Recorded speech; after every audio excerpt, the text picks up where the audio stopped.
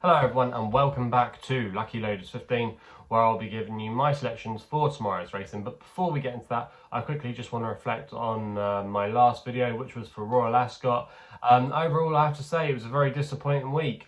We had no winners. We had a few placed horses, we had a few each ways, a couple of seconds that went closer at some nice prices, but in the end it just wasn't to be. And that's the first time for a little while we've been on a little bit of a barren streak, but that's the way it goes sometimes. You can't win at this game every day, and if you did, you would be an absolute millionaire. But yeah, that's the way it goes. But hopefully we can bounce back and be back amongst the winners this week. And like I said at the top of the video, I've got 3 selections for tomorrow's racing, and we're still in healthy profit for the year. So let's get into it then. The first race we're going to look at tomorrow is the 255 at Carlisle, and this is where my next bet is going to be coming, and that's a horse called Pisello for Daniel Tuphope and David O'Meara, currently available at 11-2 of SkyBet, who are offering 5 places on this race. I'm going to recommend a 0.5 each way selection here.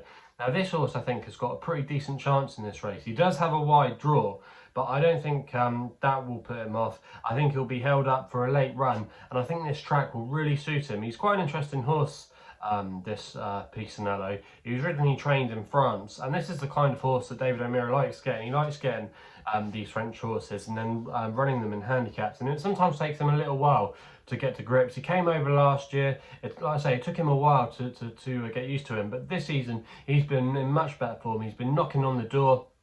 He won at Beverley, which isn't a too dissimilar track to Carlisle. It's got a good stiff uphill finish. I think that will really play to his strengths tomorrow. He was just touched off at York last time. He's only been raised £1 for that, but that form has already started to work out quite well because we had Visibility come out and win since from the Scott Dixon yard. So I think that race has got a good look to it, and there's a bit of pace on in here, and I think it's going to suit him. David O'Meara's team going well. The ground shouldn't be an issue. I think he's a really good each way bet here. Yes, you're not making much profit if he does finish in the first 5, but I wouldn't be at all surprised if he wins, and I think he'll be there or thereabouts. So yeah, he's going to be my first selection of the day, and he's going to be my next best. So yeah, he's going to be the selection at Carlisle. We then go to the 5 o'clock at Bath with an extra tip here. #MeToo for Safi Osborne and Jamie Osborne. Safi's claiming 3 here, currently available at 15-2. You've got the 4 places on offer with SkyBet. I'm going to recommend a 0.5 each way selection. Now this horse, I just don't think she was suited last time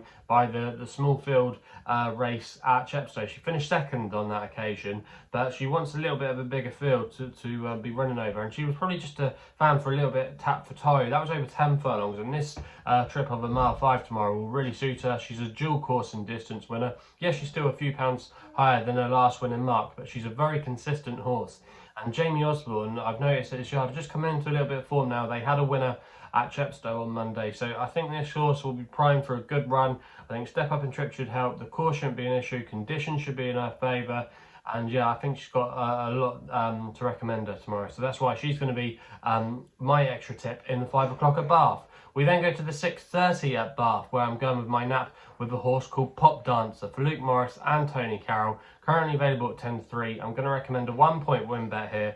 Now this horse, Pop Dancer, I think he's starting to come to the fore now for Tony Carroll. He kind of lost his way in the last season or so. He's not won since November 2020, when that was on the all-weather off a £17 higher mark at Chelmsford. But like I say, the last 2 runs have been more encouraging. He finished second last time out. That form's already been boosted by Boone the Groon, who won today. He was drawn wide on that occasion as well, which might not have helped him. And I just think he's now starting to come back to his old self. And yes, I don't think he'll probably ever get back to the heights that he previously was at. But I think 65 in a race of this nature, he's more than capable. He beat a few of these rivals last time that were in behind the likes of Symbol of Hope. I think it's a little bit too exposed now. And for me, Pop Dancer, I think he's got a lot going in his favour tomorrow. I know you've got the Kubler horse taking a massive drop down in class, but for me, I'm not sure about him. I think he might be gone at the game. He's getting a little bit old now. But Pop Dancer, for me, still only a 5-year-old. This is the horse that Tony Carroll can do pretty well with. And I think he's got a really good chance in that race at Bath. So he's going to be my 3rd and final selection of the day. So if you're enjoying the videos, remember to hit the thumbs up button. Subscribe here to the YouTube channel at Lucky Loaders 15. If you want to follow me on the socials as well, Twitter and Insta are the places to do so, where my handle is at Lucky Loaders 15. Please gamble responsibly, and we'll be seeing you again soon.